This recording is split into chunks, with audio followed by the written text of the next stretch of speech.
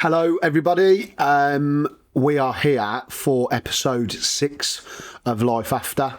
We're going in another direction now, and I don't think we've covered anything of this topic alike. So I'm really looking forward to this one. I'm here with a guy I've known for a long time now, actually, a guy called Arran Harvey, who's here to speak about his story, which covers the subject of unknowingly importing and exporting Class A drugs. So, Arran, without further ado, mate, over to you. Where do we start?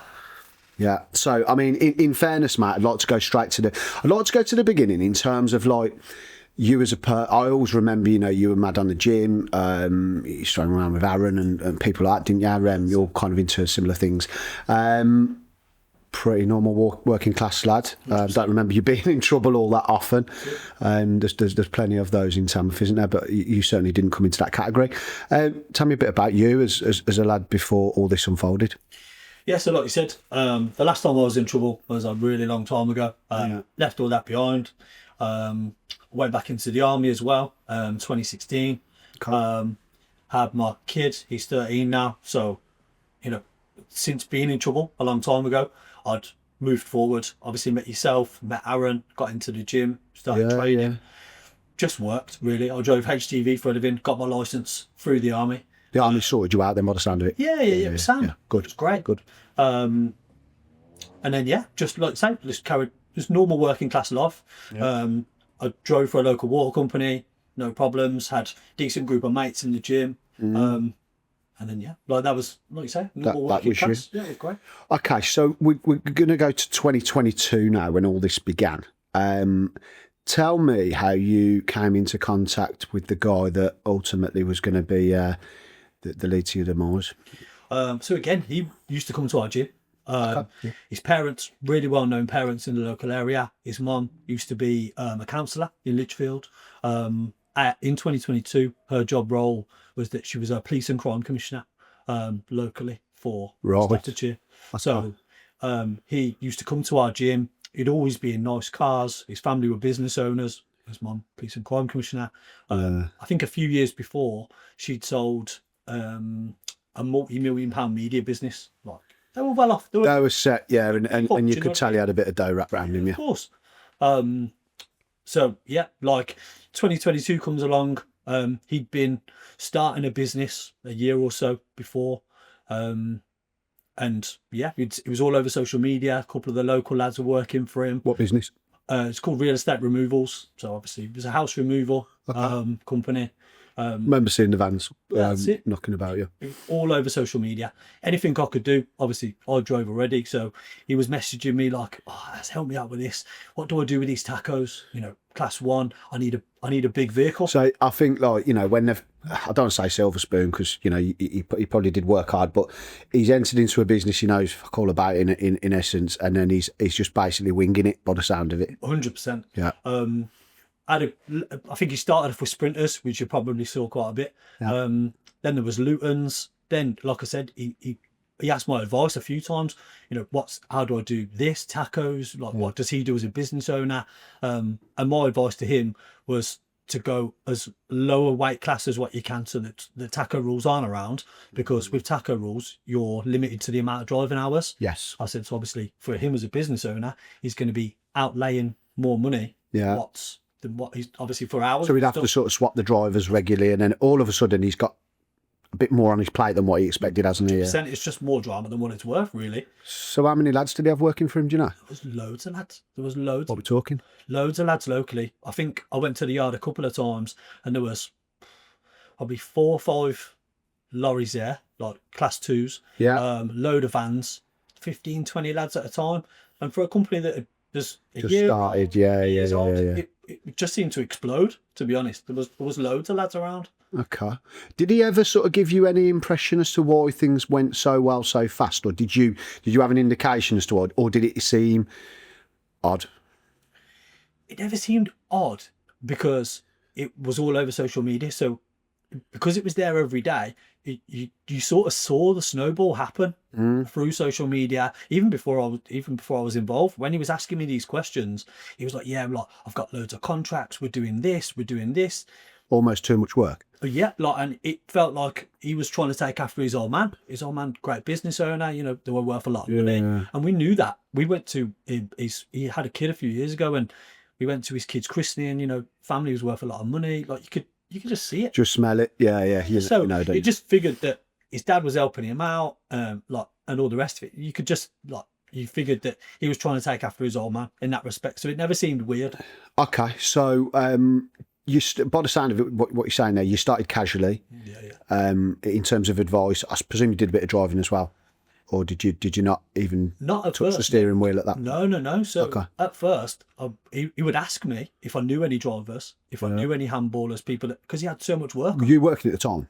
Yeah, I worked for a local water company. I always had Oh, so you were employed, so you didn't need to switch over. I never had the time. So where did the bait come then? Where you obviously moved over. How did it happen? So before all of this was going on, when we was asking the questions, when he was asking the questions, obviously I was at work. Well, through COVID, we worked loads, obviously, because we're a water company. So we weren't Like a key work almost, yeah. Yeah, 100%.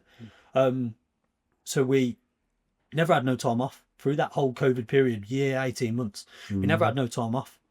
So when it come to the December, he said, our bosses basically called us in. There's a few of us. You need to take your time off. You've got 17 days leave that you need to take. Yeah. So that whole December, I had off. I was going away at Christmas. I was going to New York. So I said, "Oh, sound? Yeah, put it on social media. Yeah, see you on the 3rd of January or out of office on that sort of thing." Yeah. So he replied to that straight away and said, "Oh, ring me." So you had the opportunity of not only earning off your holidays and doing some graft on the side. A lot of people do that, don't they? Okay, so we were straight on to you. So it's almost like, from what you're telling me, he was desperate to rope as many people in as possible. Did he do any driving himself? Or was he just kind of like the...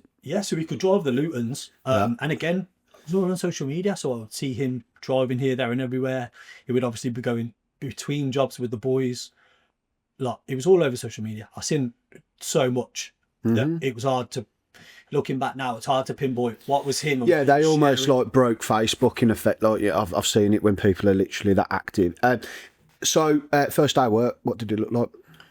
Yeah, so I was the driver. I had a driver's mate with me. He'd been abroad before. And we went there, and John even said to him, when you go there, like, obviously secure the load, blah blah blah, no problem, then go for some food. Your ferry back isn't till the morning, so go out, have some food, have a bit of a drink, don't get too skillful. Got the driver's mate with you, you got some, sounds all right, doesn't it? Yeah, make sure you go and have some food, go into the town, go to this place, it's a great steak. Feel like you've dropped down, don't you? Yeah. Like, he's paying for the food, paying for the fuel, paying for this, that, and the other, and then I was getting cash in hand as well. So it was a no-brainer for me, really. Yeah, fair enough. Are you all employed at that point, or do you go self-employed with? No. So it was cash in hand. Cash in hand. Okay. So obviously, I don't know how he would have worked that on the books for him, but I didn't. Obviously, at the time, I wasn't thinking about that. This was fair enough. Okay. All right. So at that point, then, so you come in towards the end of December, I gather, and then it's crunch time. Then you either go back doing your job at the water board, or you're gonna stay on. And I suppose everything that's happened and how much he's dripped all over you couldn't resist, I bet. Yeah. So with where that was concerned, I was never going over there to work for him full time. Never, because obviously my permanent job. I've got a son. I've got obviously a house to pay for. So everything for me, I was never going over. But it was a nice month while you did it. Yeah, cash in hand, so yeah. A good little bonus if you like at Christmas. Okay. So what next then? Did you went back to your water job then? Yeah. Okay. So how long was you? Come January, that was it. Like, going back to work, no problem. Dropped me a message. The first bank holiday in January. I can't remember the time, the date. He said, "Oh, I need you to do me this one favour." Obviously, I said I was going to New York at Christmas. Was he quite manipulative as a person? I've never spoke to the lad, as I say. I've seen him in his car and whatnot, but did he have a way? Because I mean, don't get me wrong, it's not hard to recruit lads in town. You know, I've got a recruitment agency, but it sounds as if he, you know, with the whole going here, have a steak or that kind of thing, it seemed like he had a bit of a way about him as to turning heads or whatever you might. Do you know what it was for me? It's just one of the boys. Yeah, just like talking to you. Yeah, you know yeah. I mean? Fair We'll enough. go out, we'll do this. We'll go out. We'll do that. When I No, was to have someone like that as a boss, I suppose. Yeah. So when I was telling him about my holiday, he was like, "Yeah, like I've got to wait for a holiday till January because we've got loads on over Christmas." But obviously, which is why I was helping out. So I was like, so it weren't like he was trying to put it on. It's just like I was talking to one of the boys because obviously he used to go to the gym. He's one of the lads, so it was, just felt natural. I'll be honest with you. Just a fortunate one. Yeah, I suppose. Okay, so what next then? So come to the bank holiday weekend. He was away on holiday. Oh, I need you to do this favour. I've got nobody else. Like everyone else is off because we all worked over Christmas. Obviously, it's bank holiday. What was the favour then? I'll get bank holidays off. Same thing, exactly the same as what I'd done in December. Okay. So I've been there a couple of times already. Same trip, same thing, no problem. Yeah, and so I've picked up on something there. You were told to go away and have some food. So I gather you weren't seeing what was going on enough. No. Not it didn't even work like that. Okay. So that was after the load. So we'd okay. go to the unit, Yeah. pick up all the furniture, pick up what we needed to. Yeah. The load was secure. What we're going to do for 3-4 hours. You're not going to be looking at something like that, are you? I suppose. So just picked up the load, everything was secure, no problem. Drove away. Then we just went and had some food, had a drink, and that just sounds legit, doesn't it? So okay, so you've done the favour. Yeah. When did you start? As in, like, how did it lead to you actually working for him? No. It was literally. So it was a favour. This was all stuff that you were doing just as a not a one-off, but just as an extra. Yeah, I did it. No commitment. Sorry, forgive me. I thought you'd actually gone and you were employed by him. No. Makes it worse, really, doesn't it? 100%. Okay, so talk me through what happened next. So, exactly the same trip as before. Same load. You know, there was no problems. The stuff that was in the truck, sofas, fridges, you know, cardboard boxes with kitchen written on, you know, so and so's bedroom. It was a legit removal. Like you couldn't pick it out of the lineup. It was mad. So I got to the port in the morning after my food, obviously on the night time.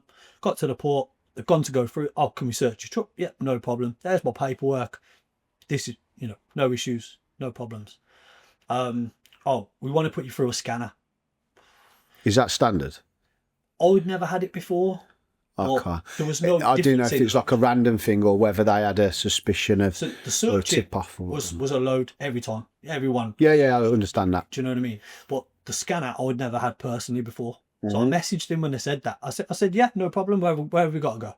They said, oh, you sit in the passenger seat. We'll drive the truck through the scanner. You know, you're with us. No problem. So I was messaging him at the time. Obviously, I was sat in. Like I said, you know, I'm being treated like wrong here. Something's not right.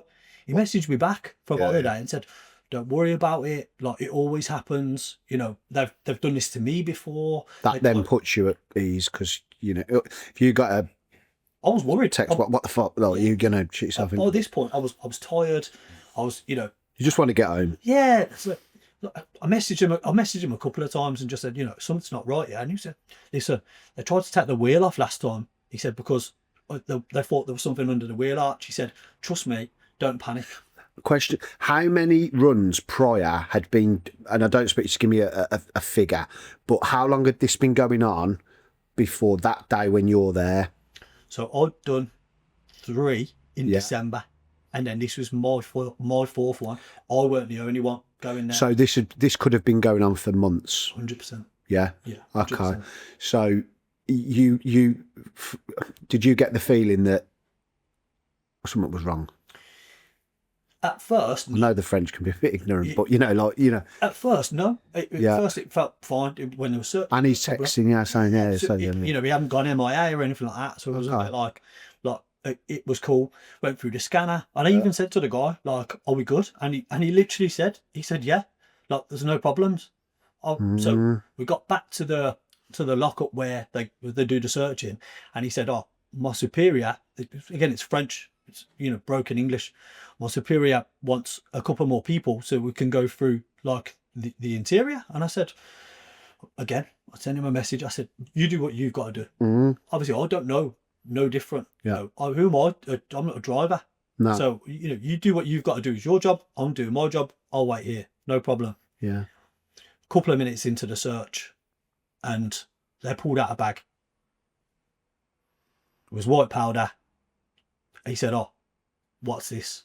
And I said, you tell me. And then that was it. Where was it? So you the head of the truck. So it was right at the head of so at the front of like the so what was it, a transit or a looter? A looter. A looter. So at the front of like the container area, if you like, yeah. Okay. Yeah. So hidden. Yeah. That was it. Like you say, French, a little bit ignorant. I was just dived on, phone out of hand, bag away, like it. And your mate? Well, no. So this one, the other lad was in a van. So I didn't get a driver's mate for this one because I've done it a few times. This one I probably didn't lay that out properly the first time. Oh my God. I had my load. Yeah. The man had his load. Obviously we was on the motorway on the way back, got a little bit separated. I never bothered messaging him. What's the point? We're both going to get searched anyway and meet up on the ferry, no problem. Yeah. So when this was all happening, I don't know where it was. What was on there? Do you know how much? Obviously, it weren't just one bag, I imagine. No, so obviously they pulled everything out by this point. There was hundreds of officers floating around everywhere. There was 101 bags of ketamine, 101 kilos of ketamine at 99% pure. What's the street value of that roughly? Do you know? Not a clue. Obviously. No. I was going to say. When I went to court after, obviously we'll go into that after, but when I went to court after, it was in the tens of millions. Yeah. So it was 101 kilos of ketamine and 71 kilos of coke. Okay, enough to get pinched. It was hell. like What was you thinking? It was crazy. What was your? I mean, I know, like, you've been stitched up and all the rest of it, but like not knowing as well. Look, you got people that would have known or will have known who were involved in this, and in effect, they're taking a gamble, and sometimes gambles don't pay off. With you, completely oblivious, and I saw it in your eyes when I walked in here today. You were like itching to get on and talk about this because I imagine you're absolutely fuming. Well, your trust has fucking been absolutely blown at that point. Smithereens. As soon as I saw one bag, I thought my life was over. I'll be honest. I thought that was it. I thought I was finished. Really? Yep. I genuinely thought my life was over. Everything, your kids, everything. I'm surrounded by French officers that don't speak English. They're never going to believe a word I say. I think you're a scumbag. 100%. Yeah. I'd been dived on as well. As soon as I saw one bag, that was it. Like, well, rough for you? Yeah. Like, got pinned to a wall, obviously phone off. I had a rucksack on, like, it was just ripped from me. It's like they think, this English bastard thinks he can come over here and do it. I mean, that's like the worst thing, isn't it, really? It's not taken lightly. Okay, where were you taken? So I was kept there. They pulled everything off, and then, like I just said there, once they'd gathered it all and piled the bricks up and piled all the bags up and whatever else. Did you see it all? Yeah, they kept me there. It was like something out of like Narcos. It was like something out of film. Yeah. I've never seen anything like that in my life. Only on films. Honestly, it was wild. I can't believe the nerve of him, laying on a sun lounger, telling you everything's all right. That is some fucking piece of work, that, isn't it? Yeah. I've got plenty of words. It's a diplomatic way. But it's probably not best to talk about it. What happened next, Arran? They took me away to a custom search area. I was searched from head to toe, obviously weapons or whatever else. That was searched from head to toe. Yeah, cool. My bag, the inside of the truck, all my paperwork and stuff that I had for the load, for the part of the load. And then I was questioned by customs, but again, I had to have an interpreter. Yeah, of course. Because obviously they don't speak English. No. So I had an interpreter, so I had to wait a few hours for that.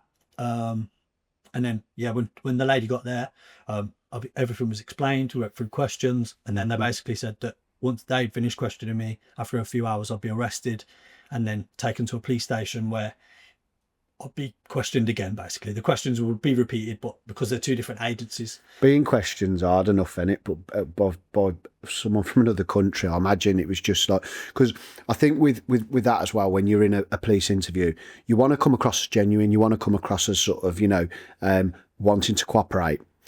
You're dealing with a different culture, and as we've alluded to, a tricky one. And 100%. you're trying to sit there, I imagine, trying to not look like a fucking yippity, a bit of not a chav, but just a bit arrogant, and because to do that, it's piss taking it. You know what I mean? No, so I imagine you were just trying your hardest to. Luckily, I had to wear a mask because it was COVID. Okay. So luckily, my face was hidden. Yeah. Obviously, I'll be honest, I was bricking it. Like, Did you get any solicitor's advice before the interviews? Or? So I was allowed a solicitor, but this is where I've spoken to a few people about it, and they think I'm pretty wild. I didn't ask for a solicitor. And I think, excuse me. So with that, I imagine people sit there and go, "I don't need a solicitor because I'm innocent." You need it. You do need it, don't you? Because it's just sort of like, I think that, it's easy for them to lead you down a garden path and put words in your mouth and you're all right, you're going to be okay. And then all of a sudden you're talking and bum, and they've got exactly what they need. Yeah. I've spoken to a few people. A few people have said exactly what you just said there. But I didn't say that I was innocent. What I said was, they can't twist the truth. Yeah. Yeah, I'd agree. I'd agree with that. Well, they can, but you'd hope they don't. And there was nothing in the words that came out of my mouth that you would be able to change, that you would be able to twist. You won't be able to do anything. So when in questioning for 5 days, I represented myself. 5 days. For how long per day? Again, it varied. So the questioning over there, again, a little bit odd. So the cells, they're not like ours with doors and walls. It's just bars. It's freezing. Obviously, we're by the water. So what do you? So you're outside? No, so it was obviously you've got 3 walls and then bars there. Obviously, you're in a building, but we're in France.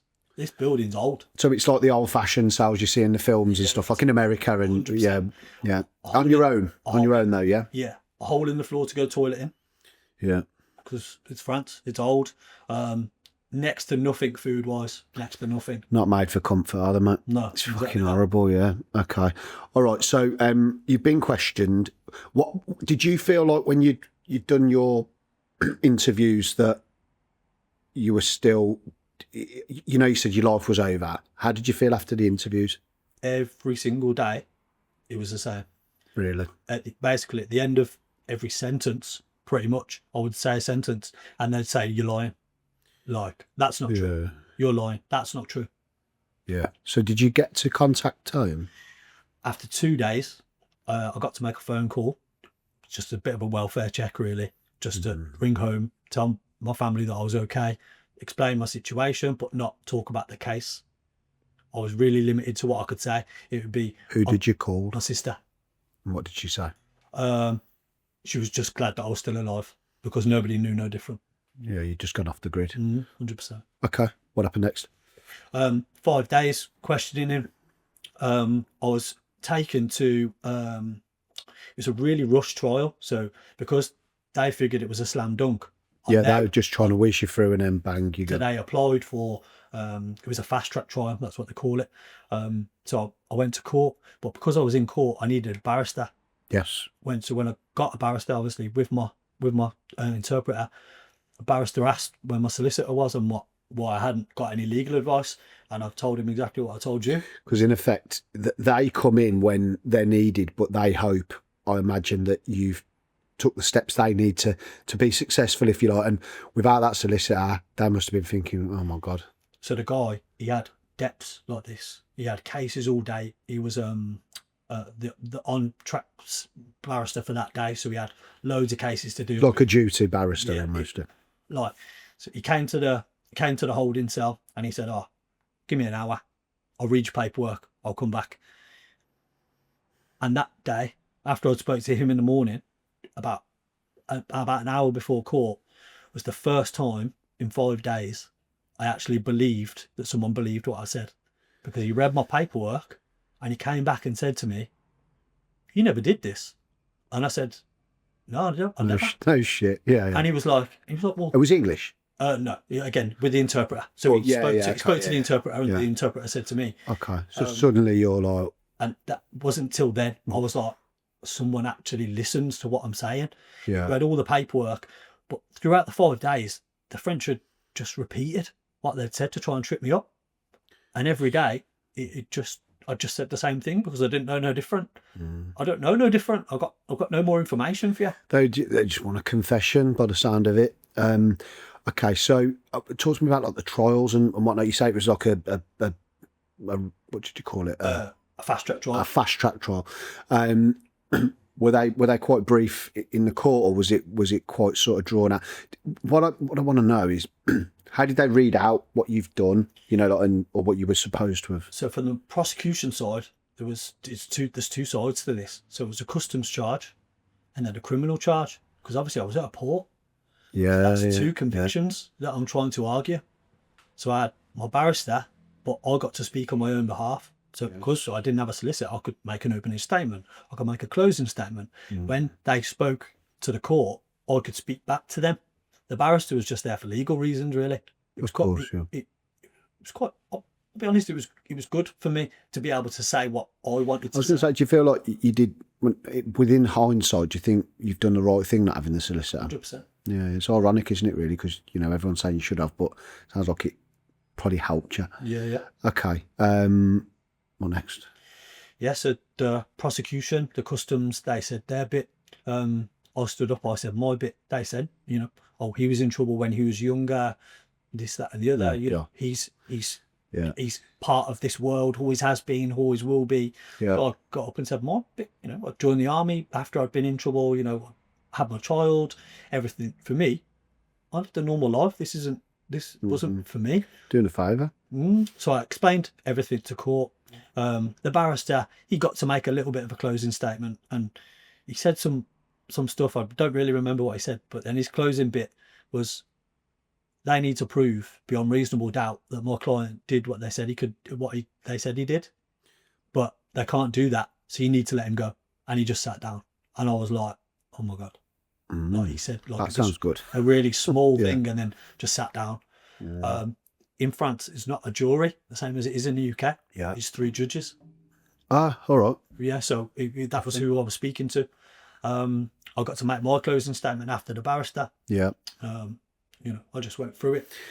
So in your head, though, and I appreciate what your man's just stood up and said about letting you go. You're driving the van. The van's loaded with a load of gear. How in God's name are you going to be just released? You must have been... Again, like, even though he said a really good closing statement, Yeah. I'd have given it. I'm fighting for my life here, like, do you know what I mean? Of course. Like, there's nothing else I could do.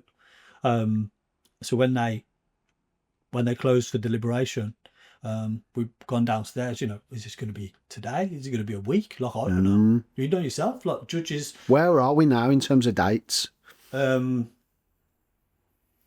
the 7th, I think, or the 6th of January. Okay. So we've gone downstairs. He said, you know, if they come back today, good. If they don't, like, you know, and by this point, I'd called my sister the day before court, explained I was going to court. Yeah. You know, if I get to call you after, good. If I don't know where I'm going to be. I don't know what's going to happen. Yeah. We've gone downstairs. They deliberated. It was the longest 45 minutes of my entire life. Yeah, I can imagine. Like, yeah. You know, it was horrendous. I didn't know what to do. I couldn't sit still. Like, it was just horrendous. We got called up, 45 minutes, really quick deliberation. The barrister said to me... Yeah, that's either good or bad, isn't it? I mean, it's... Yeah. You said exactly what he said. He said, this is one way or the other. You know, there's no sort of like adjourning or anything like you know. Yeah, you do. There's nothing else. Okay.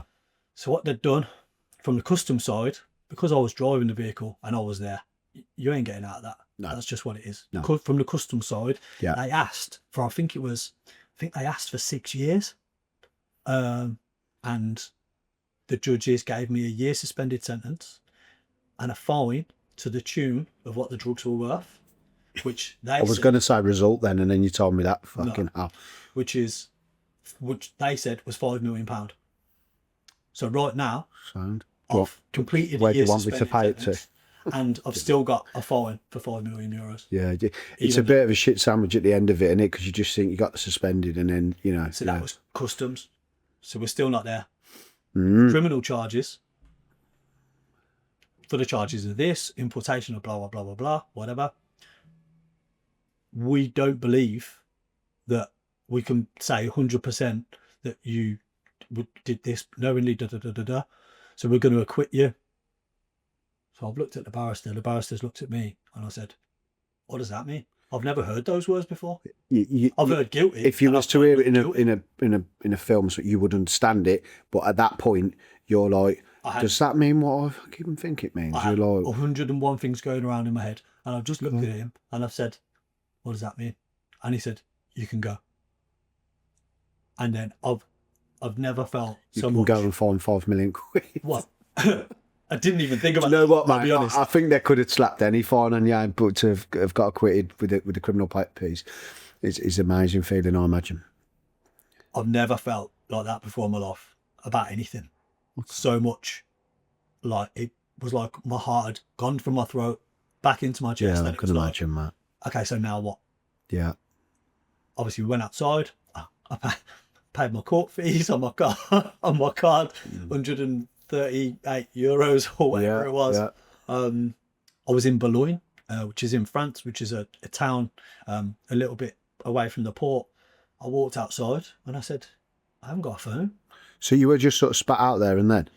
Again, like it's not like the UK where they deport you.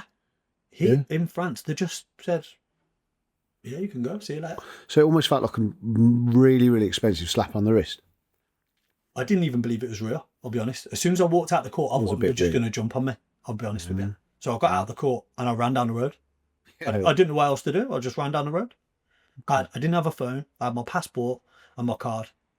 Ran down the road. I hadn't ate properly for 5 days, and I'd had a bottle of juice most days, like a carton of orange juice, the little cartons of orange juice. You get. And you weren't sleeping, I imagine, either. Like, I bet you was not an inch. Yeah. So I went to a French bakery, and I had a little croissant. Yeah. Can of Fanta lemon. When in row. Honestly, Wales.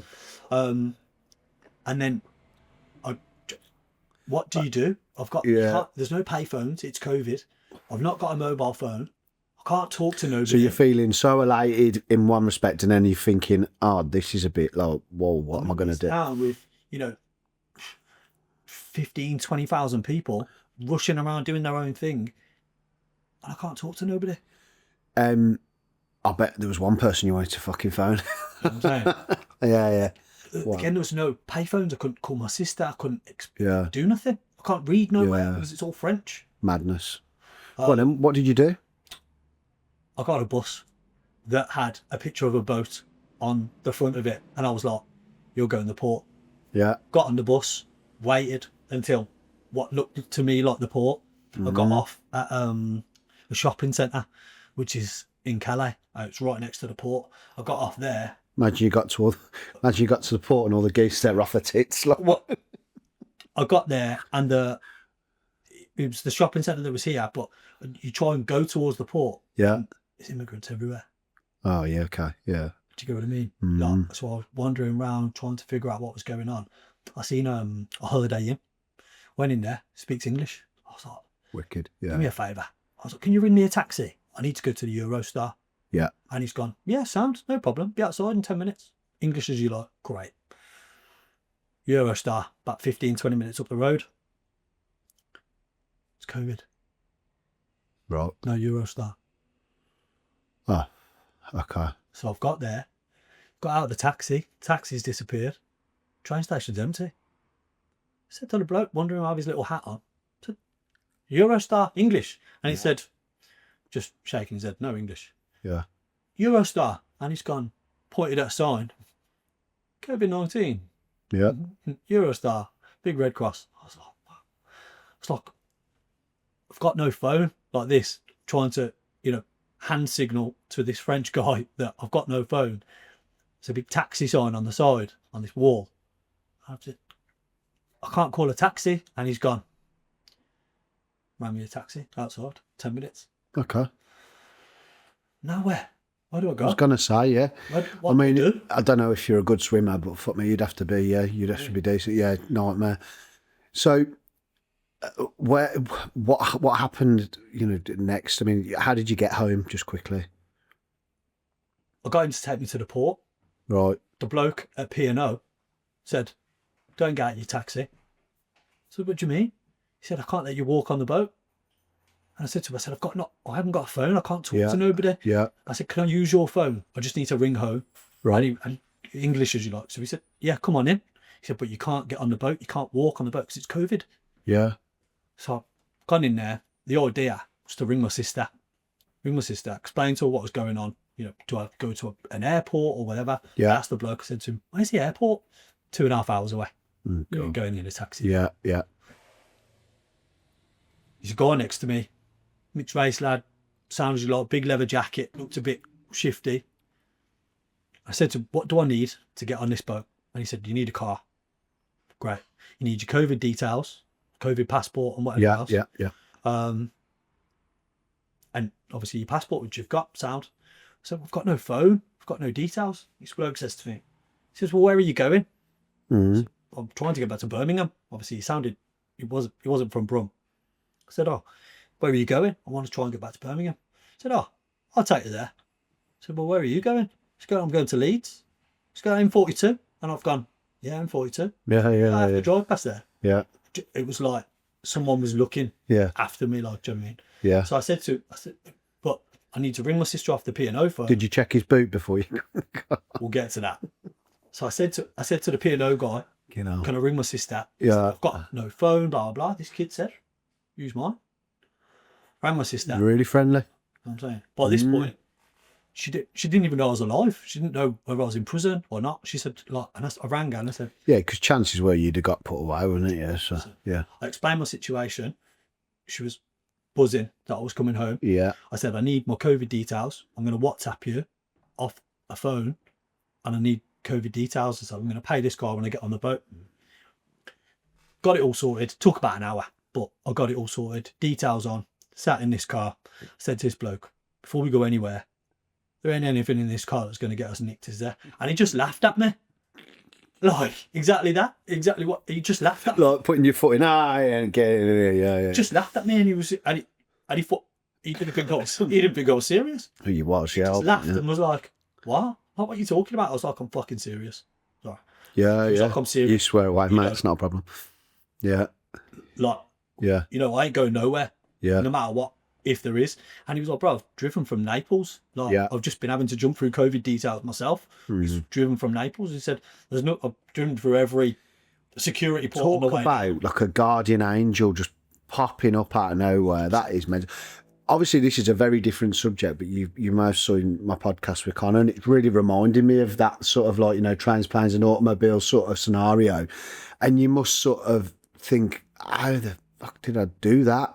And where your mind goes, it's just I flap if I can't get a taxi back.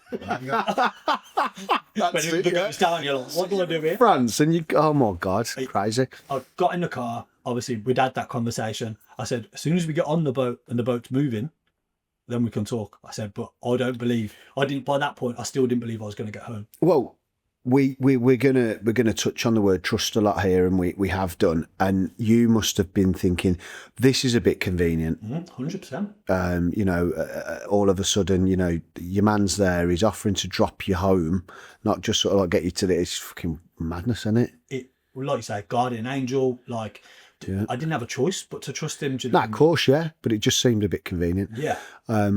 Okay, so you're home. Yeah. Got back, obviously, spoke to the guy, said my thank yous and whatnot. Did he ask for anything? I gave him 250 quid on the boat. Fair enough. Do you know what I mean? Lot of work, Got out the cash point and whatnot. Got us some food on the boat. Told him my story. He was as gobsmacked as you. And he understood your comment then, all that. Yeah, He yeah, was like, "Oh, well, that makes sense." yeah. So yeah, I got back. I hadn't slept for 5 days. I Yeah. hadn't eaten for a very long time. My sister met us at M42 services. Yeah. Obviously, she was Emotional. over them. Yeah, Do you know what I mean? Like, it was crazy. We sat, we had a conversation or two, explained to her what was going on, explained to her what had happened, what they'd found. Did she sort of start with, how was France? Sorry, I have to keep, mate, because, mate, honestly, this is just like, it's spun my head, this story has. It's just fucking ridiculous. Crazy, isn't it? And it's happened to you, like, obviously I know quite well. It's Every time I say it out loud, it just gets even weirder. Like, I'm 3 years down the line and it still doesn't, when I say it to people, like, it still doesn't seem real. We'll go on to it in a minute in terms of the particulars, but you're going to write a book, aren't you? You've been told. Decent content for that, mate. Are they going to, again, you know, if you don't want to talk about it right now, it's fine, but I was just going to ask, are they going to kind of bend it a bit or make it more, it's dramatic as it is, but are they going to make it into sort of like a bit fictional, or are they going to keep it to like the actual? I want to try and keep it straight down to the facts. Yeah. And it's most like, whenever you say if there was a mini series made or a little film or whatever, it's like everything. The book is always the most real thing. Like you see all the facts in books, like Lone Survivor, for instance. If you read that book, but then you watch the film, they're not completely different, but loads of stuff happened in real life, which they just couldn't put in the film. So hopefully the book stays real, and then they can do what they want with That's it, yeah. Okay. So you're home, you get your head down finally, try and sort of process what's gone on. Talk to me about the next sort of few weeks, months, days. Next couple of days. So again, I lay in a bed, but I didn't sleep. Every time I closed my eyes, it was like the bright lights that I saw when I was there in the cells there. That's all I saw. PTSD. Yeah, for months. For months it was like that. But in the days after that, I basically spent the next day when I got up eating food because I was starving. When did you get hold of a phone that was classed as yours? Because you know what I'm going to ask. I got a throwaway phone a couple of days after.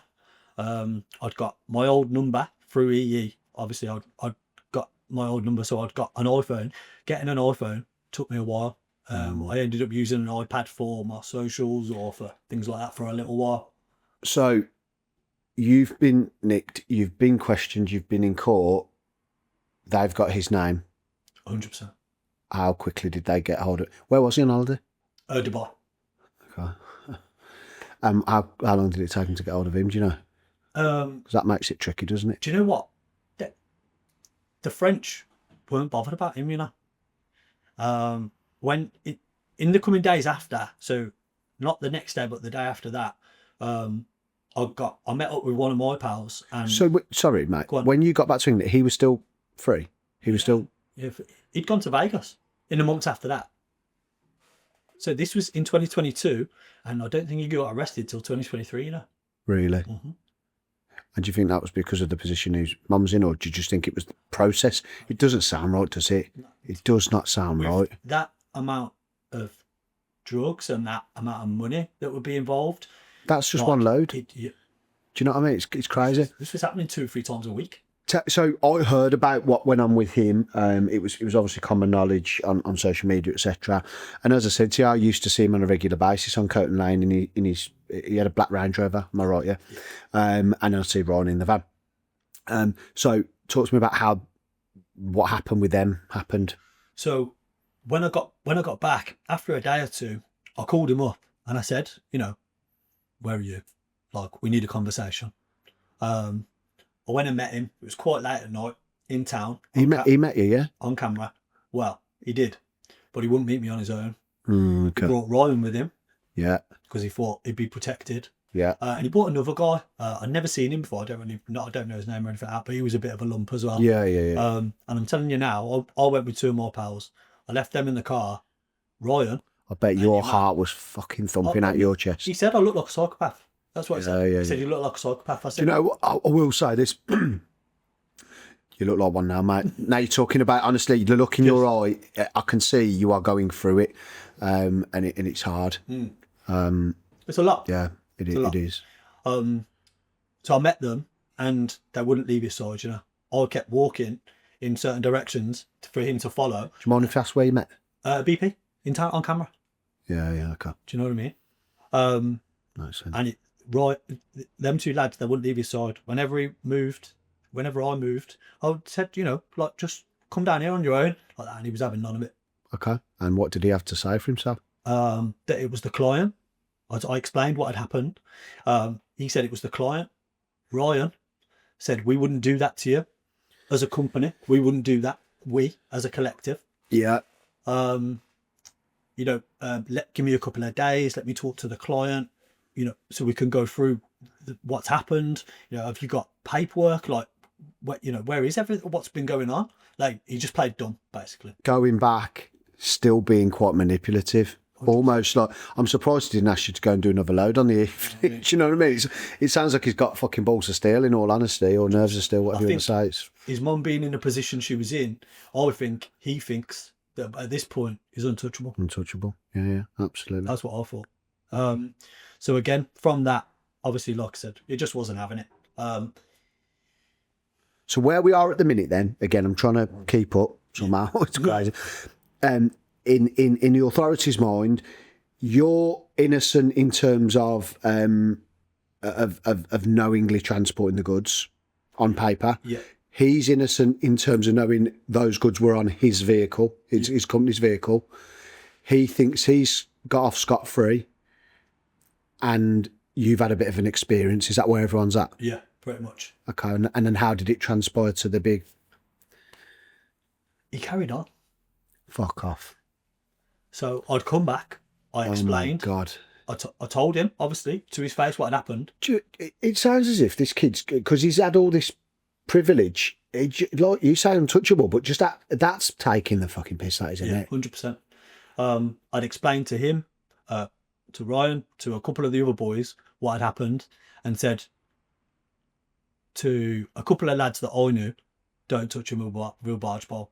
I don't want anyone else talking to him. What would anyone dream of it anyway? And people carried on. 100%. Yeah. There was a few of them that I'd spoke to and said, don't go near him. Like, so are they the ones? So we spoke before. Yeah. We came over. They're the ones that have been actually convicted of the big chunky sentences. Yeah. A young lad, yeah. So in terms of sentences, obviously, they range from 22 to 16. 6 lads got nicked. Yeah. 4 got convicted. 2 got off. Why did they get off? How did they get off? You tell me. What do you think? You tell me. Rest. I know that the 2 lads that got off, I know for a fact they knew the information because I told them both to their faces. And they went into court and they got off. Yeah, crazy. And we're talking about John, aren't we, who's got the 22? 22, yeah. 22. Do you know if he's got to do 22? Or is he... No, so he'll do 40% of that. Will he? Yeah, so it's about 9.5, but then when you go into open conditions and you get all the rest of it, so in a few years, he will be out and about.